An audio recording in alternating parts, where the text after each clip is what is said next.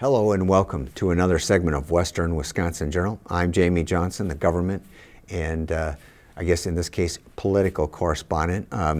So we have an election coming up on November 8th, and we are graced with the presence of a candidate for Congress for the 7th Congressional District, Dick Ausman.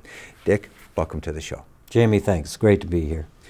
Dick and I were talking a little bit off camera. We want to be able to cover his background and everything, but let's get right off the beginning. If people want to get more in depth than the next 30 minutes or so, if they want to know more about you, where can they find that information? The website, ausmanforcongress.com. All one word? All one word, for spelled out. And Ausman is A-U-S-M-A-N? Correct. All right. And I assume you also have social media pages and so forth? We do. Twitter, Facebook. Okay, very good. Well, Dick, why don't you tell us where you live and what you've been up to in your adult life, and tell us a little bit about your family and background. Sure. I live in Lac du Flambeau. I've had a year-round home for 25 years there. Was born and raised in Merrill. My parents both grew up on farms. The defining thing in my life was when I was 7, my dad passed away. My mom had 6 kids in Merrill. There was no insurance, no savings. She worked at a department store there. She picked up selling Avon products. We got food in white boxes from the county building. She baked bread. I delivered it around the neighborhood. And she rented out my sister's bedroom to a student at the teacher's college to make ends meet. She defined who I am. Make it happen, you know. After graduating from Merrill High, I attended the University of Wisconsin. One of the funnest moments of my life, I was a bass drummer in the UW marching band. And I will be the only person you'll ever meet in your life that's done full somersaults strapped to a bass drum. Okay. Not meant to be done, that's why I have a hole in my head, but that was the second year. So I got bitten with the media bug when I was in Madison. I delivered newspapers for a struggling weekly student newspaper there. When I left that paper 8 years later, it was the 20th largest daily newspaper by circulation in the state of Wisconsin. Are you talking about the Cardinal? Or the Badger Herald. The Badger Herald. Badger yeah, Herald. That was the other one that I read when I was in Madison. So, Yep. yeah. When I left there, you know, it was controlled by an extremely radical right group of folks. And I outlived them, and the year after I left, they actually endorsed Walter Mondale for president. So I knew I'd given control back to the journalists. Okay. After that, and plus everybody, because I had made this the oldest conservative student newspaper in the country so successful, everybody pegged me as this arch conservative. And so then I moved to Milwaukee, and I created an alternative weekly newspaper. And after 3 years, we won the Milwaukee Press Club Award for Best Feature Writing in the state of Wisconsin. I also received death threats. It was the first time I've ever had that. I've had one so far in this, so it didn't shock me. But when you say one so far in this campaign, you've had a death threat? Okay. Yeah. But so just by virtue of going into media and then having writers write about topics of the day, as the publisher of the paper, you were getting threats. Yeah, because I approve everything. I'm what would be considered an editor's publisher. When I went into professional or business to business, our customers were Sony, Mitsubishi, and my editors knew they could write anything about anybody as long as it was true, and I'll back them up. I didn't care about the revenue. Obviously I did, but not to compromise my ethics. As long as we printed what was true, I'll stand behind them. And so, you know, I've always been involved. I like to read it at the end. I don't write. It's very difficult for me. That's why I appreciate being around journalists. It's a gift to be able to put your thoughts in a way that people can understand it. So then I went into professional media, business to business. I published Training Magazine, which was the leading magazine in the country as to how businesses educate their workforce. For the longest time, I was publisher of Presentations Magazine, which was the leading magazine on communication. And I actually created Russian and language editions of that publication. And also, the publication Presentations won 2 Jesse H. Neal Awards. Those are considered the Pulitzer Prize of the business-to-business press. For me, it's always been about quality. That's what it's about. If you have quality editorial, people will want to read it, and the advertisers will follow. That's the direction it goes in. All right, so spent a lot of your adult life in media. So as a small business, I assume you weren't an hourly employee, right? No, I was a leading executive in one of the largest publishing companies in the world when I was in business to business. Okay. So you know what it's like to run a small business then, and so I do, forth. yes. But you got these humble beginnings, background. A lot of your siblings still in that Lincoln County area? None. Okay. They're all over the country. Okay. Well, you know, and that happens. So let's shift your current, you reside, you said, in Lac du Flambeau. Other family members there, or? No, it's me. My wife is still a resident of Minnesota. I get back once a week to clean out the cat litter and mow the yard. But I was starting a business in Lac du Flambeau. Okay. And I had also bought another business-to-business property and was about to lot, because I had the business that I was going to start in the Flambeau area, and then I'm like, I've got the staff, everything to do this, now I could add on this business-to-business. And then I realized that Tom Tiffany was going to run unopposed. And I've done well in life, and it gave me the ability to make the decision to say it's more important to make sure that Tom Tiffany is not the representative come November 9th. Well, this probably that's the start to the answer, but what is your political experience then to decide to run for Congress? None. I'm a citizen who's upset with the person that's a representative of the 7th So you're district. not a longtime party hack or anything like that? I consider myself an independent. I grew up in the Republican Party. I haven't voted for Republican for 30 years, but I'm more independent. But you know, when I decided to run, I didn't believe I could win as an independent. I don't understand the Republican Party anymore, and what I find out is I line up perfectly with the Democratic Party. So. Okay. Well, now let's get into what that means. Why are you running against Tom Tiffany? Because Tom Tiffany is hurting people. When you vote against lowering the cost of insulin, when you vote against the infant formula funding bill, when you vote against the Honor Our Pact Act for our veterans who are suffering from toxic exposure. And this is just not Iraq and Afghanistan. It goes to helping those who have Agent Orange exposure in Vietnam, going back to radiation sickness from Korea. It's also, they're sick, a lot of them are sick with drinking tainted water on camps like Lejeune and Pearl Harbor. And, you know, he So voted why was against he this. against helping out our veterans? I have no idea. I can't even begin to imagine. It's not the only vote. He voted against the Gold Star Family Educational Bill, which was to help the families of our fallen soldiers with their kids' education. He also voted against the 2023 Defense Appropriations Bill. I guess he doesn't think we need to defend our country in 2023.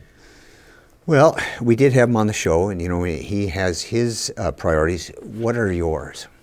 Well, there's more to why I'm also running. Okay, well, I'll let you finish. Yeah. I want to give you a chance for the a list full is so answer. long, and on my website there's actually a link to his voting record, so that you can verify everything I'm telling you. I mean, he's voted against, in a debate with Tricia Zunker 2 years ago, he talks about how we need to expand broadband access.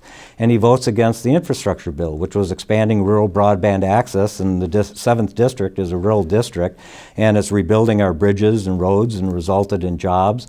You know, he wants to privatize Social Security. That's a horrible idea.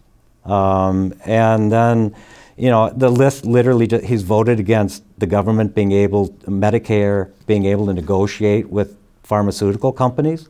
I mean, how long have we been everybody talking about that wanting to happen, and he votes against it. He voted against the contraceptive bill. He doesn't believe people should have access to contraceptives. He said differently when he was on the show here. Well, look at what he voted. He voted against the contraceptive bill. And then what tops it off for me, and actually I use the saying to add insult to injury, because it really is an insult, he has missed 350% more votes than the average congressperson in the last Congress, the 116th Congress. And from what I can tell, he's on the same trajectory for the 117th. You know, Congress people are paid really well, and he doesn't have the decency to show up to do his job and represent the people who sent him there. I find that it offends me. Okay. Well, again, anything else more? I mean, No, the list is endless. It truly is. You go, he votes no and against again, we everything. mentioned the AusmanForCongress.com website goes in and explains how where you would differ with a lot of his votes, and we've touched on a few of them. But you, as you pointed out, there are quite a few. It's just endless. Okay, so well, I know one that on the health care. I remember he was voted in during Trump's last year in office, I believe. That special election was during 2020, and but I think it was after John McCain had voted against the intent to try and get rid of Obamacare and some kind of health care. Where would you have voted on that? Healthcare is my #1 priority. I believe we should have a Medicaid for all or single payer system. We're a great country. I've put on more than 19,000 miles on my truck since starting this in May, all over this district. Every fair, every parade, every farm event, anything I could get to. I didn't hit them all, but I hit most of them. And what's interesting to me is when you're at a farm event or you're at a fair, you're typically talking to Republican people, people who are Republican. And when I introduce myself, and I go up to people who also have Trump hats or Trump shirts on, because I want to get everybody's perspective. I never walked away without shaking their hands, because what we find out is they don't know Tom Tiffany's record. When they do, they don't like it. They just don't know it.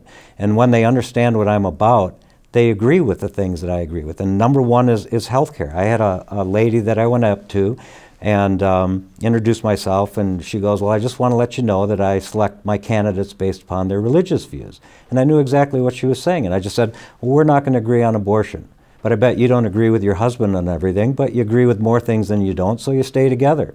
And then we went through the things I'm for in the medical. She was almost bankrupted by medical care, and at the end she's like, I like you. Republicans, I don't have anybody, Republicans believe health care is a right too. We are far better, the number of people I've talked to that, they don't go to an office visit because they're concerned that they can't afford the care that they need for what they're going to find out they're sick with. If people are getting a physical every year, if people are actually going to these office visits, then we would prevent the more expensive treatments of cancer and other diseases down the road. I had a nurse in Forest County who's telling me that she knows prescriptions she should prescribe to her patients, but she doesn't because she knows they can't afford them. And I'm like, how broken is this? Well, is there some things we can do, because you're mentioning the Medicare for all, but is there something we can do to help control the costs of healthcare? It's just like this whole college loan forgiveness issue. What are we doing to control the cost of education? So what would you be in favor of when it comes to the healthcare? How do we maintain quality of healthcare, but yet control the costs and still provide it on a broad-based basis? Well, I think there's a problem when the chair people of your insurance companies are making $100,000 a year and their vice chair is making $90 million a year and just down the line. We need to be using that money from the premiums to be treating folks. 58% of all American debt is medical debt. And what I'd like to do is make sure that the future generations aren't being saddled with that debt. So thus I think moving to a single payer system or a Medicaid for all will be the solution. It seems to be the best way to provide health care in the most efficient way. And you're basically getting the insurance companies out of the way in a way where all the money is being spent and earned. But does Medicare for all, does that mean no one's got skin in the game and it's an absolutely free deal? I don't know all the specifics. I don't know. And again, I'm saying I think Medicaid for all is the approach from what I've learned. But again, I'm running for office for the first time trying to figure it all out. And when I've really paid attention to it, it seems to me probably the way to go, yes. But yeah, we have a lot of bankruptcies that are due to just healthcare costs alone. So, okay, that's the healthcare issue. The other one that we talked about off camera is Social Security / Medicare. Yep. And right now, the Medicare being available to those who are over 65. Social Security is somewhere around 62 and on up. It's a graduated benefit with the full benefit being actually closer to 70. So there's talk about reforming the system because we get those annual reports of where we stand with our Social Security benefit, and there's that warning that they can't guarantee any benefits or full benefits are going to be paid after the year, whatever it is, 2032 or 2034. So what about that? I mean, do you see something being done, or do you think Congress will continue not to act until it's the very last moment? I can guarantee it'll be around. What most folks don't understand is that when a person makes currently $147,000 a year, they stop contributing to the Social Security fund. You remove the cap on earnings, and Social Security is immediately solved. It's that simple. Okay. That's all you got to do. So you wouldn't do anything about raising the age of eligibility? No, Tom Tiffany wants to raise the age. Again, he wants to privatize it. That's a kiss to Wall Street. We can simply eradicate it. Someone makes $147,000, they're pretty blessed. They make another $100,000, and so they give another $7,400 roughly to the Social Security, yet they get another $94,000 to spend. It's a pretty good trade-off for solving Social Security. And people are actually upset. They just don't know that people stop contributing at a certain point, and it really sort of upsets them because, again, it's those who have taking advantage of those that do not. And so you can raise the entire Social Security percentage, but now you're penalizing those that aren't making as much or don't. So you wouldn't raise the Social Security tax itself, the tax rate. You just would expand the dollars that are being taxed. Yeah, if you had 7.45, I believe, without Medicare, well, because Medicare you always pay, 7.65% of Elon Musk's earning last year, I think that probably would have solved the problem for quite some time. Just think the number of people that 1%, the amount of money that they make, that you'd have another 7.65% of. But it's like 85% of the people that are paying in the system don't make that 147,000 max. No. And so it's a very simple solution. Those that are so blessed to make that amount of money can continue to. Why, when you make more money, do you stop contributing? That doesn't make any sense. When it comes to Medicare and negotiation of drug price, that was a big deal with this latest legislation. And presidential candidates have been talking about it for 4 or 5 elections. Is that something that you would have voted for sooner? Absolutely. I mean, why? I mean, to not be able to negotiate prices like everybody else does. I mean, when the same drugs here in the United States, they're so much less costly over in Europe. They're the same drugs. We're shipping them over there. You can go buy them cheaper than you get here. It doesn't make a lot of sense. But wouldn't that risk the pharmacy companies contributing to your campaign? I haven't had any. I'm not here to represent any business. I'm not here to represent the Democratic Party. I'm here to represent the constituents of the 7th District. They're the only ones that have my loyalty. The other part of Social Security is that I find it interesting that Social Security was never taxed until 1984. And at the same time that they started taxing Social Security benefits, the wealthy got a huge tax cut. I think that needs to be relooked at. Okay. You know? Yeah, I think that was, I remember I was in college, just finishing college, when Tip O'Neill and Reagan reached that compromise, Republicans working with Democrats to try and extend the life of Social Security. So they did so by starting to tax some of the benefit and so forth. Yeah. And then gave the very wealthy a tax break.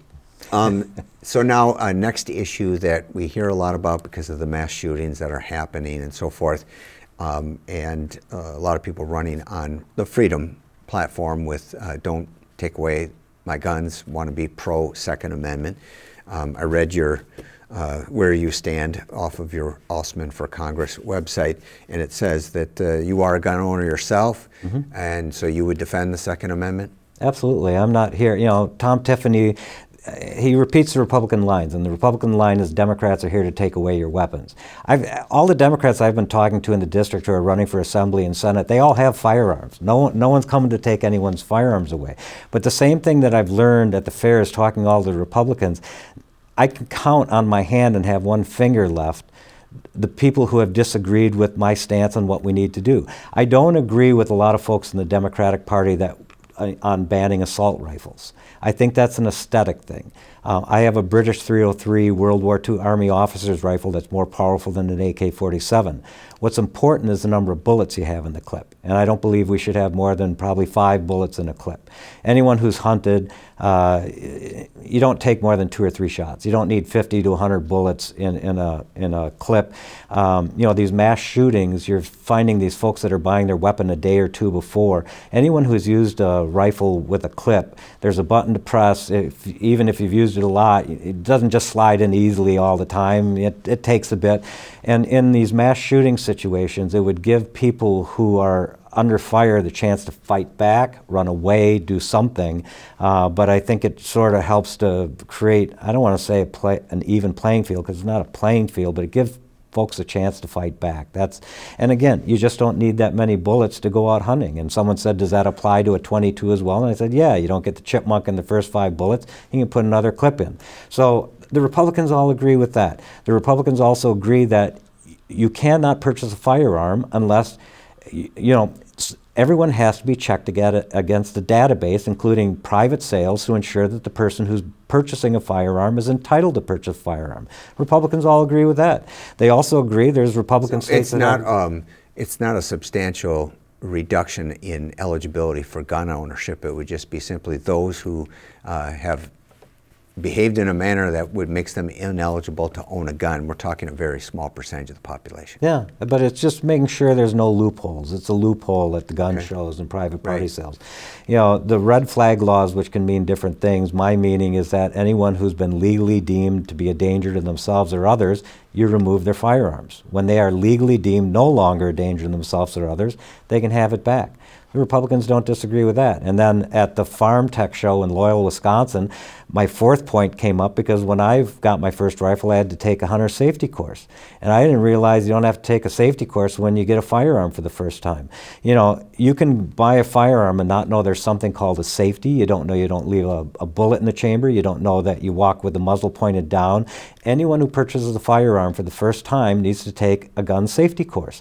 And they're also then going to have an instructor that can evaluate whether or not maybe there's a reason this person shouldn't have a firearm. Well, what about concealed carry? Because I thought concealed carry permits do require gun training.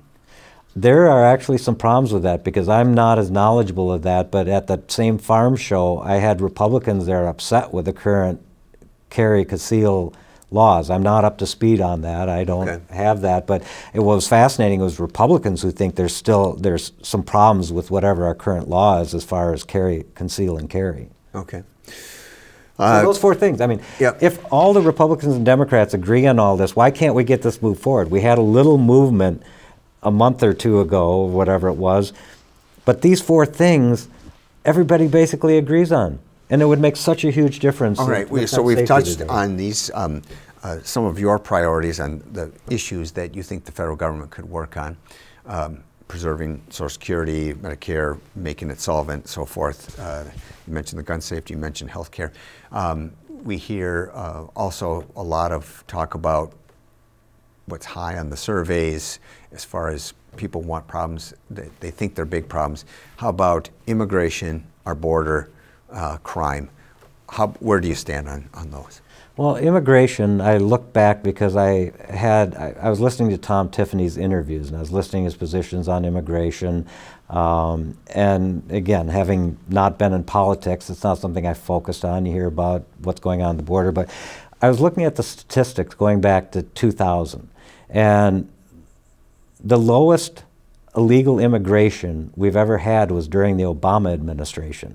So whatever was going on with the Obama administration, that's what we need to replicate, because since 2000, that was, you know, and Tom Tiffany talks about all these people coming over and carrying in fentanyl and all these drugs and stuff like that. We're catching them. That's why we know what the numbers are. It's not like all these people are coming in and these drugs are getting through. We obviously, there's been tunnels underneath the borders and stuff like that. We know it comes through, but he makes it like these millions of people are smuggling all this fentanyl and everything in. We're catching them. I mean, that's why we know what the numbers are. And what I noticed too, when you take a long-term perspective at the numbers, is illegal immigration typically tends to spike after a recession. You know, and so which makes sense. I mean, if we're hurting here, they're no doubt hurting a lot worse in other countries, and you know they want to come to the land of opportunity. Same thing with COVID; it spiked after COVID. And well, would you say when it comes to the immigration issue, we've got people applying for asylum, and then it's a matter of waiting for a hearing.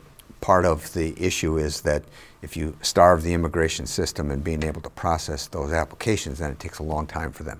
Then what do you do with those people? Currently, or previously, when Trump was president, it was a stay in Mexico policy until you could get the hearing.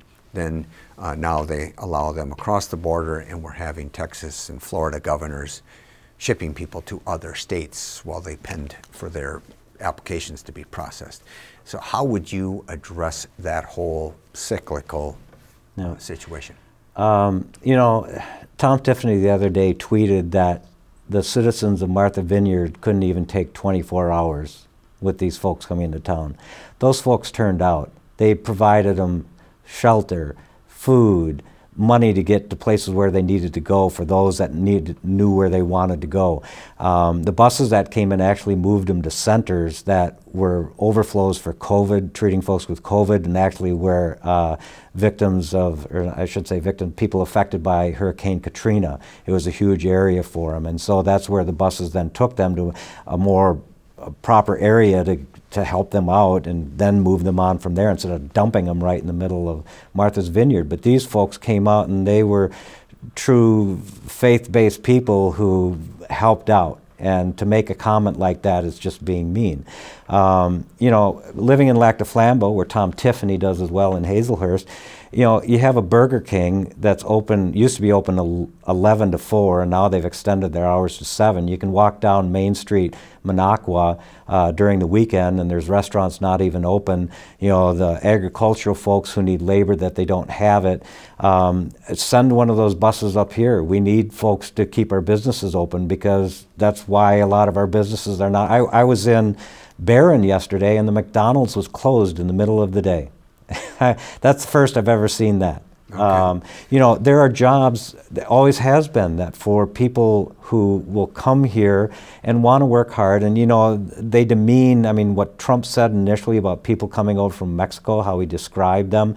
You know, immigrants are the least likely to offend. You know, they are the least likely to commit Well, we've crime. got, you know, this issue bleeds into the inflation deal, but we've got crops rotting in the field because we don't have the laborers to be able to harvest them. So what would you do to, you know, address some of these, like food in price or domestic oil production, you know, and energy costs that are spiking right now? How would you address those from a federal level? Well, I mean, Tom Tiffany says it's just due to Biden and because of overspending. What we have to remember is Trump spent far more. The deficit went up, as we're talking, greater under his administration, I think, than any administration. It's not Biden the spending. We were hit with 3 huge shocks to our economy. We had a pandemic. We haven't experienced that in more than 100 years. You know, basically the economy shut down, which then led to shock number 2 is, you know, the employment situation. And then a lot of people decided not to go back into employment. Maybe the baby boomers were finally truly retiring. I mean, a lot of truck drivers didn't come back, which, you know, the supply chains were all shocked. You have the service folks. I have a friend who owns a restaurant in Merrill, and I was asking if he's going to open back up because I have a picture of Ray Nitschke when they opened up Chips the first day. I was there and got Ray Nitschke. He was one of the owners, and I wanted to give it to him to say, hey, you want to put it up in the lobby? And he's not going to open up his lobby again. The drive-through business works really, really well. And but you think of all the service workers, there used to be really good tips and stuff like that to be made. And you know, a lot of our service workers, those jobs haven't returned. And then you add in the third shock of Russia invading the sovereign nation of Ukraine.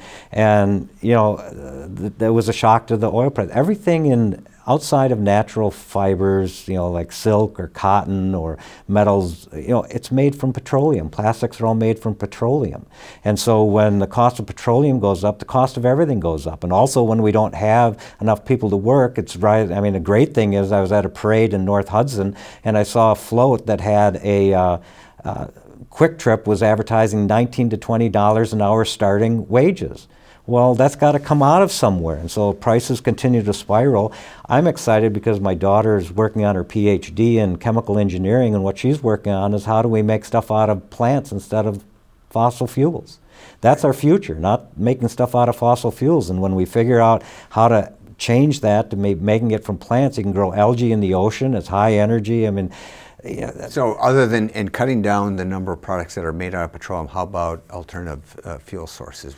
Well, yeah, Tom Tiffany, and we were both interviewed on Wisconsin, he thinks it's a fallacy, green energy as such. You know, green energy is our future. He wanted to do away with subsidies for solar and wind power.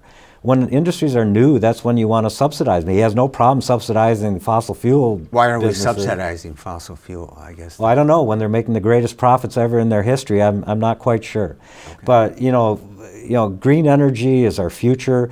You know, obviously we're not getting rid of fossil fuels tomorrow. That's not going to happen, but we got to continue to progress towards green energy. You know, I have friends who are more excited about hydrogen than they are about electricity. You see a few hydrogen buses here, but we actually moved to hydrogen.